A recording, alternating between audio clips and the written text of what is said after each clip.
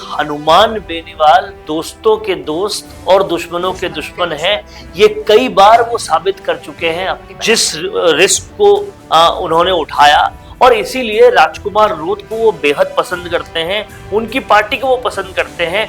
भले ही तीसरे मोर्चे का टैग छीनने वाला हनुमान बेनीवाल पूरी तरह से राजकुमार रोत का इस षड्यंत्र में भी, इस रिश्वत कांड में भी साथ दे रहे हैं, क्योंकि भरी लोकसभा में उन्होंने भले ही मजाक के लहजे में लेकिन एक चीज कही थी कि अगर ये बीजेपी हमारे साथ होती तो 25 के 25 सीटें आती ही। हर गठबंधन का स्वाद चख चुके हनुमान बेनीवाल को ये पता है कि गठबंधन अगर किसी के साथ चलेगा तो बीजेपी के साथ ही चलेगा। राजकुमार रोत और हनुमान बेनीवाल की बीच की ये बढ़ती दोस्ती किस मोड़ पे जाएगी? और रोत के अलावा केवल हनुमान बेनीवाल एक ऐसे नेता है जो पूरे राजस्थान में इस रिश्वत के मामले में इस पूरे मामले को षड्यंत्र बता रहे हैं। तो क्या है पूरा मामला, क्या कुछ इसके पीछे है और क्या आने वाली राजनीति बताएगी, ये जानेंगे इस वीडियो में। तो बने रहिए वीडियो के एंड तक। आज हम इस पूरे मुद्दे पर डिस्कशन करेंगे। डिस्कशन के लिए हमारे साथ मौजूद हैं हमारे senior editor Varun Bansali. Sir, ये बाप पार्टी का रिश्वत का मामला जो है राजस्थान की राजनीति में काफी समय से गरमाया हुआ है। इस पर राजकुमार रोत ने कमेटी बैठाई, कई निर्णय लेने की भी बातचीत चल रही थी और उन्होंने कहा कि शायद हो सकता है कि ये पूरा मामला जो है षड्यंत्र है। राजकुमार रोत के अलावा हनुमान बेनीवाल केवल एक मात्र ऐसे नेता है जिन्होंने इस मामले को षड्यंत्र बताया और कोई भी नेता ऐसा सामने नहीं आया है जिसने उनकी बात से सहमति जताई हो या फिर कुछ ऐसा बयान दिया। तो इस पर देखिए, बहुत समझने वाली बात है कि हनुमान बेनीवाल दोस्तों के दोस्त और दुश्मनों के दुश्मन हैं। ये कई बार वो साबित कर चुके हैं अपनी सियासत करने के ढंग से, अपनी राजनीति करने के ढंग से।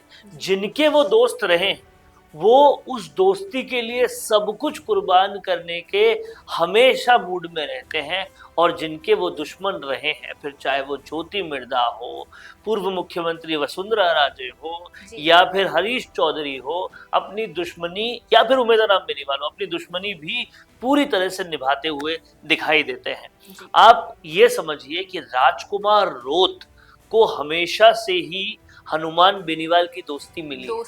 चाहे आप लोकसभा में उन दोनों की केमिस्ट्री को देखिए, लोकसभा में हमेशा इर्द गिर्द ही बैठे रहते हैं, आसपास में बातचीत करते रहते हैं, बहुत अच्छी केमिस्ट्री के साथ रहते हैं। और कहीं ना कहीं राजस्थान में जिन दो लोगों ने तीसरे मोर्चे का बीड़ा उठाया, एक अलग पार्टी बनाने का दमखम दिखाया, वो भी यही दोनों हैं।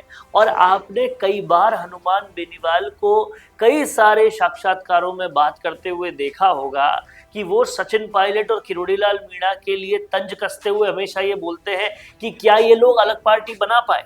तो उनके लिए, उनके जहन में एक जबरदस्त तरीके की इज्जत है जो लोग अलग पार्टी बना पाए, जिस रिस्क को उन्होंने उठाया। और इसीलिए राजकुमार रोत को वो बेहद पसंद करते हैं, उनकी पार्टी को वो पसंद करते हैं। भले ही तीसरे मोर्चे का टैग छीनने वाला अगर कोई है हनुमान बेनीवाल से तो राजकुमार रोत की पार्टी है, क्योंकि पहले उनके 3 विधायक हुआ करते थे। अब आरएलपी के तो एक भी विधायक नहीं रहे, लेकिन बाप पार्टी के 4 विधायक हो गए। पर कहीं ना कहीं हनुमान बेनीवाल उस मैच्योर माइंडसेट के आदमी हैं कि वो ये समझते हैं कि वो, उनका क्षेत्र अलग है, हमारा क्षेत्र अलग है, दूर दूर तक कोई कंपटीशन नहीं है, और कहीं ना कहीं तीसरे मोर्चे का बीड़ा उठाया है। और सबसे बड़ी बात ये है कि हनुमान बेनीवाल भविष्य की सोच के थोड़ा सा चलते हैं कि मेरा साथ कौन देगा, क्योंकि छोटे दलों को एक दूसरे का साथ चाहिए होता है। मेरा साथ कौन देगा अगर मुझे पूरे राजस्थान में अपनी बात रखनी हो। और इसलिए आज की डेट में नरेश मीणा हो या राजकुमार रोत हो, दोनों को हनुमान बेनीवाल साथ में रखना चाहते हैं। और यही कहीं ना कहीं वजह है, कारण है, जिसकी वजह से हनुमान बेनीवाल पूरी तरह से राजकुमार रोत का इस षड्यंत्र में भी, इस रिश्वत कांड में भी साथ दे रहे हैं। इस रिश्वत कांड को षड्यंत्र बोलने वाले राजकुमार रोत के अलावा केवल और केवल हनुमान बेनीवाल इसलिए है क्योंकि हनुमान बेनीवाल को ये पता है कि छोटी पार्टियों के साथ बड़ी पार्टियां क्या कर सकती हैं। इस बात के वो अनुभवी हैं। वो जानते हैं कि बड़ी पार्टियां छोटी पार्टियों को खत्म करने के लिए साम दाम दंड और भेद सब इस्तेमाल कर सकती है। और इसलिए उन्होंने जब ये एक साक्षात्कार के दौरान कहा कि हाँ ये षड्यंत्र हो सकता है, उन्होंने एक और भी बात कही। उन्होंने कहा राजकुमार रोत के एमएलए के पास बिल्कुल भी अनुभव नहीं था जिसकी वजह से ये हो। अगर अनुभव होता कि तो बड़ी पार्टी आपके लिए आपके खिलाफ क्या कर सकती है, क्या कुछ हो सकता है, तो ये सब चीजें नहीं होती। तो कहीं ना कहीं ये एक बड़ी वजह रही। और दूसरी बात ये भी है कि हनुमान बेनीवाल जिसका एक बार साथ दे देते हैं फिर वो छोड़ते नहीं है उसको, और ये भी वजह है कि उन्होंने राजकुमार रोत का साथ दिया। जी, और जैसा कि आपने अभी जिक्र किया कि हनुमान बेनीवाल की अब आरएलपी पार्टी की कोई सीट नहीं रही और वहीं रोत की बाप पार्टी की 4 सीट हो चुकी है, तो हनुमान बेनीवाल ने लोकसभा में ये बात भी कही थी कि अगर बीजेपी उनके साथ गठबंधन करती तो 25 की 25 सीटें वो ले आते और साथ में राजकुमार रोत को भी वो लाते। देखिए ये बात पे गौर करना बहुत जरूरी है जब हम राजकुमार रोत और हनुमान बेनीवाल की दोस्ती की बात कर रहे हैं, क्योंकि लोकसभा भरी लोकसभा में उन्होंने भले ही मजाक के लहजे में लेकिन एक चीज कही थी कि अगर ये बीजेपी हमारे साथ होती तो 25 के 25 सीटें आती ही, और पास में रोत बैठे थे, इशारा करते हुए कहा इनको तो मैं साथ में ले आता। और बड़ी ही अच्छी सी मुस्कान उस वक्त राजकुमार रोत ने दी थी। इससे ये समझा जा सकता है कि हनुमान बेनीवाल आगे आने वाली राजनीति में राजकुमार रोत को साथ में रखना चाहते हैं, और साथ ही कहीं ना कहीं हर गठबंधन का स्वाद चख चुके हनुमान बेनीवाल को ये पता है कि गठबंधन अगर किसी के साथ चलेगा तो बीजेपी के साथ ही चलेगा। तो वो भी संभावनाएं वो साथ में रखते हुए ये बयान उन्होंने दिया था। लेकिन इससे एक बात स्पष्ट है कि राजकुमार रोत को कोई अगर साथ में ला सकता है तो वो हनुमान बेनीवाल ला सकता है। ये बात उन्होंने बीजेपी को क्लियर कर दी, और इसीलिए कहीं ना कहीं अपनी दोस्ती का धर्म निभाते हुए वो भी इस पूरे मामले को षड्यंत्र बता रहे हैं। जी, और अब आपको क्या लगता है ये हनुमान बेनीवाल और राजकुमार रोत की जो दोस्ती है, हम इसे नई दोस्ती कहें तो ये इसका कोई भविष्य है या फिर आने वाले समय में ये भी पलट सकती है?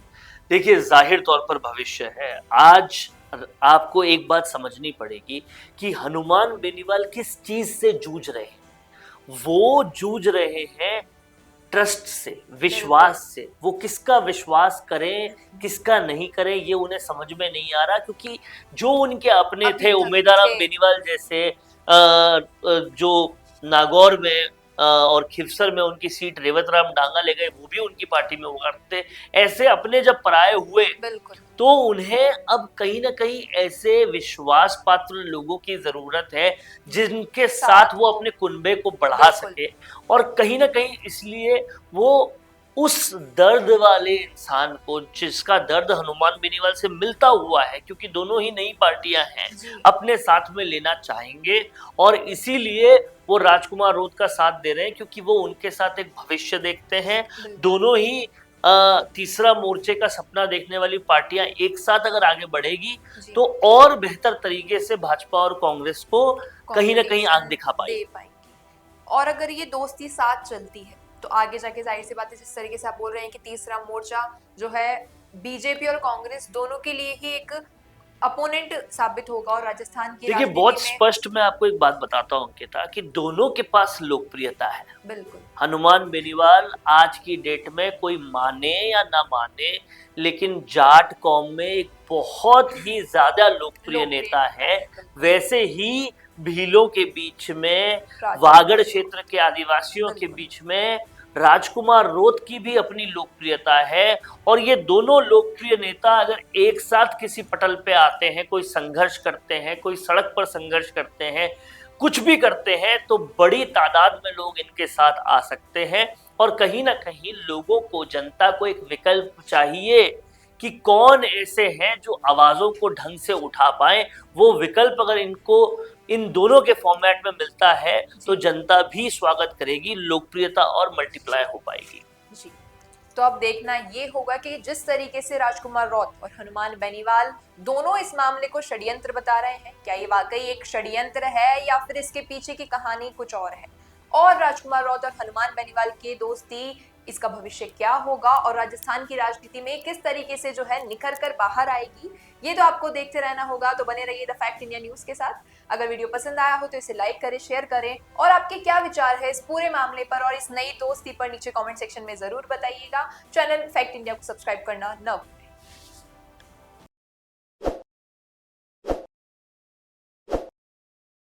ताज़ा खबरों के लिए विजिट करें द फैक्ट इंडिया की वेबसाइट और डाउनलोड करें द फैक्ट इंडिया ऐप।